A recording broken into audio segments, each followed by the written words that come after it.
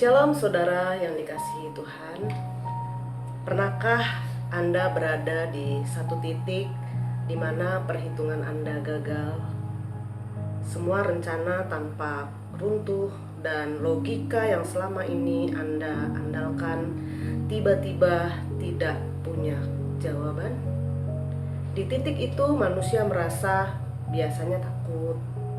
Tetapi justru di titik itulah Tuhan berbisik, "Anakku, serahkan hatimu kepadaku. Jangan bersandar kepada pengertianmu sendiri." Dan tanpa Anda sadari, di saat pikiran berhenti bekerja, iman mulai berbicara.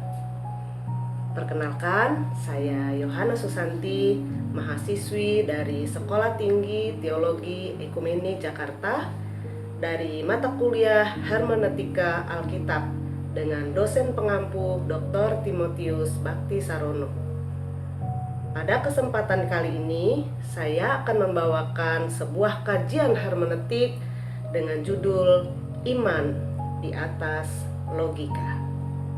Berdasarkan teks Alkitab di dalam Amsal 3 ayat 5 yang berbunyi, "Percayalah kepada Tuhan dengan segenap hatimu dan jangan bersandar kepada pengertianmu sendiri." Materi ini akan mengupas teks dari berbagai sudut.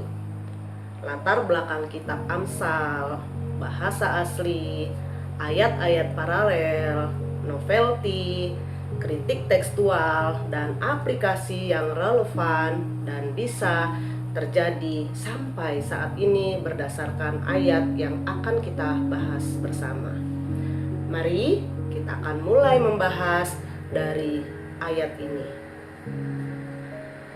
Latar belakang ayat ini atau latar belakang dari kitab Amsal adalah Amsal termasuk salah satu dalam kelompok sastra hikmat dalam Perjanjian Lama.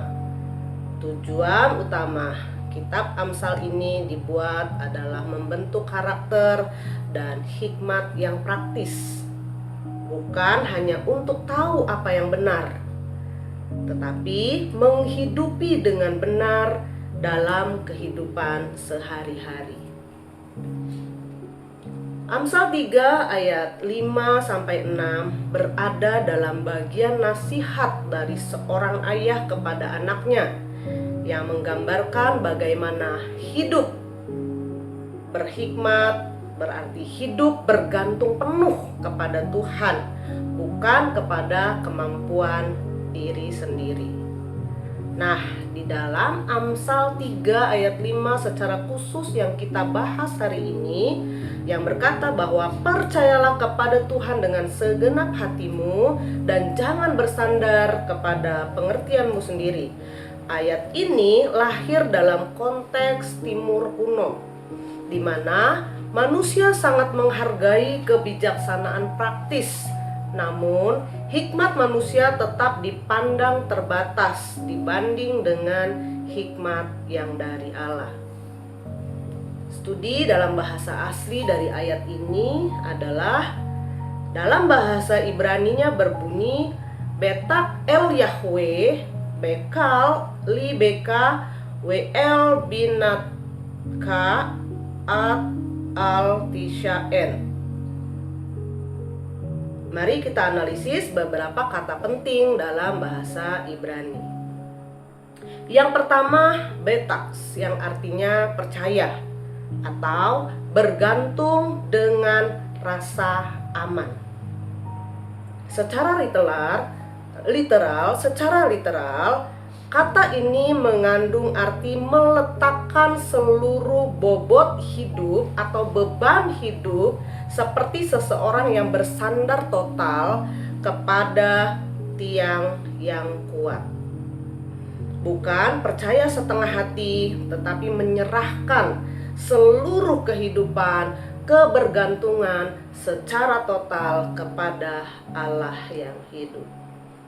Itulah kata percaya, bukan sekedar aku percaya, tetapi bagaimana saya bertindak meletakkan seluruh rasa percaya saya kepada Tuhan dan juga menyerahkan segenap kehidupan kita kepada Tuhan. Bagian yang kedua dari kata ini adalah bekol libeka, dengan segenap hatimu. Kata liv atau hati dalam budaya Ibrani bukan sekedar emosi, tetapi juga pusat keputusan, pikiran, dan kemauan. Jadi seluruh keputusan kita, seluruh pikiran kita, semua kemampuan dan kemauan kita, keinginan kita, kita harus menyerahkan segenap hati kepada Tuhan. Artinya percaya dengan seluruh pikiran dan keputusan, bukan sekedar perasaan. Bagian yang ketiga di sana dikatakan dalam bahasa Ibraninya adalah ve'el binata al tisaen, yang artinya jangan bersandar pada pengertianmu sendiri. Binah artinya adalah pengertian yang lahir dari analisis logis. Sedangkan tishaen atau bersandar menjadikan sesuatu sebagai tiang penopang, atau kita melekat pada tiang yang kuat, bersandar pada sesuatu yang teguh, sesuatu yang kokoh, sesuatu yang dapat kita percayai. Jadi bukan karena pengertian kita, tetapi karena kepercayaan bahwa Allah sanggup dan Allah mampu menopang kehidupan kita. Teks ini tidak mengharuskan kita membuang akal. Jadi jangan berpikir ketika kita bersandar penuh kepada Allah, kemudian kita tidak lagi memakai akal dan pikiran kita. Bukan seperti itu. Tetapi dengan kita percaya kepada Allah dengan segenap hati, segenap pikiran, segenap akal, kita tetap bisa mempercayai Allah dengan akal yang sehat, bukan dengan nekat. Jadi teks ini berkata bahwa jangan menjadikan logika manusia sebagai pondasi terakhir kehidupan, tetapi menyerahkan segenap kehidupan kita ke dalam tangan Tuhan yang kuat. Nah, sekarang kita masuk ke bagian ayat-ayat paralel dari Amsal 3 ayat 5. Di dalam teks perjanjian lama atau di dalam perjanjian baru, yang selaras dengan tema ini adalah di dalam Yeremia 17 ayat yang ke-7, berkata, diberkatilah orang yang mengandalkan Tuhan, yang menaruh harapannya kepada Tuhan. Ayat ini selaras dengan yang kita bahas, bahwa orang-orang yang mengandalkan Tuhan, orang-orang yang percaya kepada Tuhan dengan segenap hati dan tidak bersandar kepada pengertiannya sendiri adalah orang-orang yang diberkati Tuhan, adalah orang-orang yang hidupnya berbahagia. Kenapa? Karena dia meletakkan seluruh hidupnya di dalam tangan Tuhan yang kuat. Kenapa? Karena imannya melampaui logikanya. Kenapa? Karena orang-orang yang menaruh harapan kepada Tuhan adalah orang-orang yang benar-benar bersandar penuh kepada Tuhan. Di dalam Mazmur 37 ayat 5 juga berkata bahwa serahkanlah seluruh hidupmu kepada Tuhan dan percayalah kepadanya, dan Ia akan bertindak. Jadi orang-orang yang percaya kepada Tuhan dengan segenap hati, orang-orang yang memiliki iman di atas logikanya, bahkan ketika segala sesuatu berjalan tidak sesuai dengan apa yang dia harapkan, adalah orang-orang yang menyerahkan hidup kepada Tuhan dan percaya bahwa Tuhan akan bertindak tepat pada waktunya. Percaya bahwa segala sesuatu Tuhan sediakan tepat pada waktunya. Dia tidak akan ragu sekalipun fakta di depan mata tidak sesuai dengan harapan, tetapi dia percaya bahwa Tuhan mampu menolongnya. Di dalam perjanjian baru ada satu ayat juga yang berkata bahwa di dalam Ibrani 11 ayat 1, iman adalah dasar dari segala sesuatu yang kita harapkan dan bukti dari segala sesuatu yang tidak kita lihat. Jadi iman adalah bukti, iman adalah dasar segala sesuatu yang tidak kita lihat, segala sesuatu yang belum kita lihat, dan mungkin segala sesuatu yang tidak akan kita lihat. Tetapi ketika kita percaya Tuhan pasti menolong, maka kita akan menikmati berkat yang Tuhan berikan. Saya ingat satu kisah di dalam Alkitab tentang Sadrak, Mesak, dan Abednego. Bagaimana dia menaruh percaya kepada Tuhan tidak lagi dengan akal pikirannya. Dia percaya bahwa Allah sanggup menolongnya. Maka ketika dia diperhadapkan kepada dapur perapian, dia tidak takut, dia tidak ragu. Mereka tidak takut, mereka tidak ragu. Bahkan mereka bisa berkata, sekalipun Allah tidak menolong saya akan tetap percaya. Sekalipun Allah tidak menolong kami tidak akan menyembah patung yang dibuat oleh Nebukadnezar. Kenapa? Karena iman yang dimiliki oleh Sadrak, Mesak, dan Abednego adalah iman yang di atas logika. Dan kepercayaan itu belum terjadi. Tetap mereka dimasukkan ke dalam dapur perapian yang menyala-nyala. Tetapi pada prinsipnya Sadrak, Mesak, dan Abednego tetap mengalami pembelaan Tuhan. Itulah iman di atas logika. Iman adalah dasar dari segala sesuatu yang tidak kita lihat dan bukti dari segala sesuatu yang tidak kita lihat. Seluruh ayat-ayat paralel ini meneguhkan kita bahwa di dalam seluruh Alkitab, baik Perjanjian Lama maupun Perjanjian Baru, mengatakan bahwa iman mendahului pengertian, bukan meniadakan, tetapi melampaui. Sekali lagi, iman mendahului pengertian, bukan meniadakan pengertian itu, tetapi melampaui pengertian itu sendiri. Nah, kita akan masuk pada novelty dalam kajian hermeneutik ini.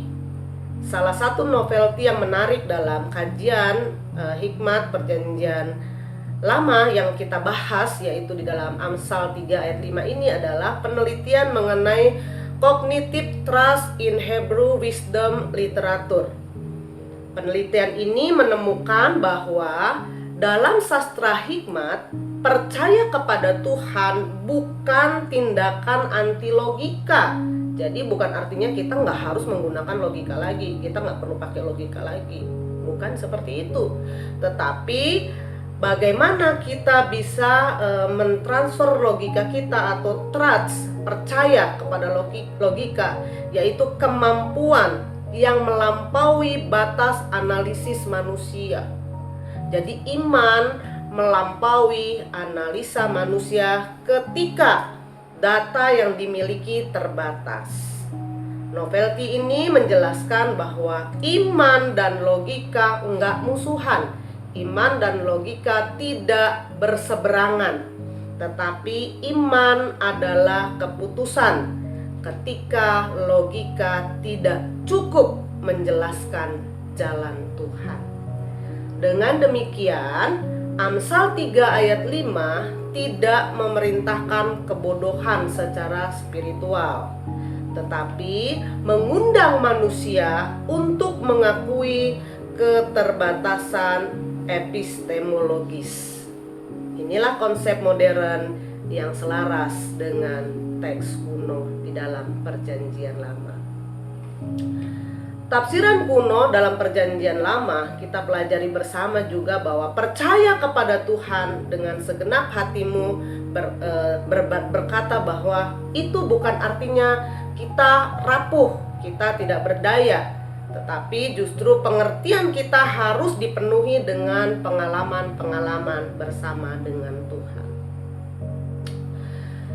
Saudara yang dikasihi Tuhan, kita akan masuk pada kritik tekstual, di mana di sana dikatakan bahwa secara tekstual Amsal 3 ayat 5 ini stabil dan tidak ada kritik-kritik yang terlalu signifikan. Kenapa? Karena ayat ini sudah sangat jelas bagaimana orang-orang yang percaya kepada Tuhan dan tidak bersandar kepada pengertiannya sendiri bukan orang-orang yang tidak memiliki logika, tetapi justru orang-orang yang berpikir secara logika, tetapi melampaui daripada itu. Dia harus menyerahkan logikanya kepada Tuhan.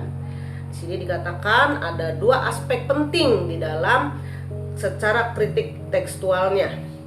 Yang pertama adalah pilihan kata betaks menunjukkan intensitas kepercayaan yang dimaksud, yaitu keberanian menyerahkan diri sepenuhnya. Bukan sikap percaya yang dangkal, tetapi justru sangat-sangat mempercayai Tuhan.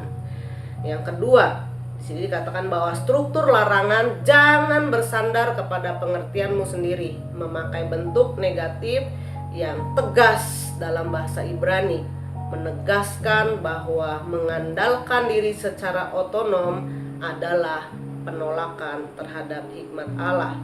Dengan demikian, teks asli justru memperkuat pesan bahwa iman yang sejati bukan anti logika, tetapi logika yang ditundukkan kepada Tuhan, dan bahwa hidup berhikmat menurut penyerahan penuh bukan kemandirian rohani yang berdiri sendiri. Aplikasi iman di atas logika adalah dalam kehidupan modern yang sangat rasional, kita sering bergantung kepada data, analisa, dan kemampuan kita sendiri. Itu memang baik, namun pada saat-saat di dalam kehidupan kita ketika logika tidak menjelaskan jalan Tuhan, doa kita belum dijawab oleh Tuhan, pergumulan kita, hidup kita, perjalanan kita terlalu berat dan sulit untuk kita hadapi. Masa depan kita kabur, saya masih sakit, saya belum sembuh, saya tidak punya uang, itu data-data dan fakta. Tetapi pada momen seperti itu, Amsal 3 ayat 5 hadir mengajak kita dan berkata, Tuhan, ketika logika saya tidak cukup mampu untuk menjalani kehidupan yang berat ini, Engkau cukup bagiku. Iman bukan anti logika, tetapi keputusan untuk berdiri di atas firman-Nya ketika segala sesuatu di bawah goyah. Contoh yang dapat kita pelajari bersama atau aplikasinya adalah ketika kita harus membayar tagihan listrik, ketika kita harus membeli kebutuhan-kebutuhan kita tetapi uang kita tidak cukup. Apakah kita masih bisa berkata bahwa Tuhan, Engkau cukup bagiku? Logika kita berkata, nggak ada jalan keluar, semua terlambat, semua terhambat. Tetapi dalam keadaan yang seperti itu, kita tetap dapat berkata, Tuhan, Engkau mampu menolong hidupku. Kita dapat mengatur prioritas kita. Kita nggak panik, kita nggak kecewa, kita tidak marah, dan kita tetap berdoa dengan tenang. Dan seringkali Tuhan membuka jalan melalui hal-hal yang sederhana yang terjadi dalam kehidupan kita. Mungkin seperti misalnya ada teman yang tiba-tiba menawarkan pekerjaan sambilan, atau bonus kecil yang masuk di dalam kehidupan kita, atau kebutuhan kita yang tadinya besar, yang harus kita bayar segera, tiba-tiba ditunda. Bisa saja Tuhan menolong kita dengan caranya. Saudara yang dikasihi Tuhan, ketika otak kita buntu, Tuhan gak pernah buntu. Itulah ketika kita mempercayai jalan Tuhan. Sama seperti yang saya contohkan tadi, Sadrak, Mesak, dan Abednego. Ketika mereka dimasukkan ke dalam dapur api itu, justru disitulah dia dapat melihat dan merasakan kuasa Allah yang bekerja. Bagaimana iman yang mereka miliki melampaui logika mereka. Logikanya pasti mati. Kenapa? Pasti binasa. Kenapa? Karena apinya sangat panas. Dipanaskan 7 kali lipat. Tetapi pada kenyataannya mereka justru menari-nari di dalam api. Mereka berjalan di dalam api. Kenapa? Karena mereka percaya bukan dengan pengertiannya, tapi bersandar dengan kekuatan Allah. Kesimpulan dari hermeneutik yang saya bawakan pada malam hari ini, pada hari ini, pada saat ini adalah, saudara yang dikasihi Tuhan, melalui kajian ini, pada akhirnya iman di atas logika berarti menyerahkan masa depan kita kepada Allah yang melihat apa yang tidak kita lihat. Kita dapat berjalan dengan apa yang bukan kita pahami secara harfiah, secara real, secara nampak mata, tetapi dengan siapa kita menjalaninya, dengan siapa kita mempercayainya. Amsal 3 mengajarkan kita bahwa kedalaman iman tidak diukur dari apa yang kita pahami saja, tetapi dari keberanian melepaskan diri dari kendali kita sendiri. Hikmat yang sejati lahir saat kita berhenti menggenggam jawaban kita dan mulai bersandar kepada Tuhan dan memahami jalan yang bahkan belum kita lihat. Kiranya firman Tuhan yang kita pelajari hari ini dapat membuat iman kita semakin kuat, menguatkan hidup kita, dan percaya dengan penuh kepada Tuhan, bukan kepada kekuatan kita. Iman di atas logika membawa kita berpikir bahwa Allah mampu melakukan segala sesuatu di luar dari pemikiran kita, di luar dari batas kemampuan kita. Bahkan ketika kita percaya, kita mampu menembus batas kemustahilan, karena kita memiliki Allah yang besar, Allah yang sanggup menolong dalam setiap kehidupan kita. Mari kita mempercayai Allah bukan dengan logika kita, tetapi dengan percaya penuh kepada Tuhan dengan segenap hati, dengan segenap kekuatan. Kita mempercayai dan mengasihi Tuhan. Tuhan Yesus memberkati kita semua, dan saya percaya bahwa apa yang kita pelajari hari ini menjadi berkat bagi kita semua. Shalom.